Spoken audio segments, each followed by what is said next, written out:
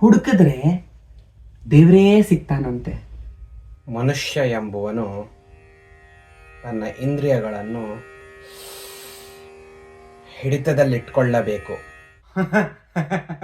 ಹುಡುಕ್ಬೇಕಾದ್ರೆ ಒಂದು ಐಟಮ್ ಆದ್ರೂ ಟೈಮ್ ಕರೆಕ್ಟಾಗಿ. ಇದಕ್ಕೆ ಏಕಾಗ್ರತೆ ಎಂಬುದು ಬಹಳ ಅವಶ್ಯ.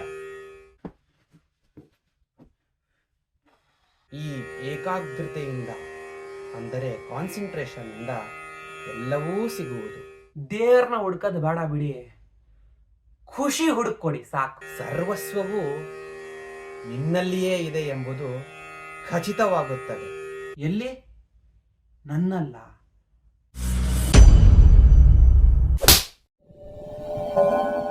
ಅಯ್ಯೋ ಪಾಪಿ, ಕೆಳಗಲ್ವೋ? ನಿನ್ನಲ್ಲಿ ಅಂದಿದ್ದು. ಇವ್ನ್ಯಾರು ಅಂತ ಊರು ಸಿಕ್ಕಗಟ್ಟ ತಲೆ ಕೆಡ್ಸ್ಕೊತಾರೆ. ನನಗಿದ್ರ ಒಂಥರ ಸಂತೋಷ.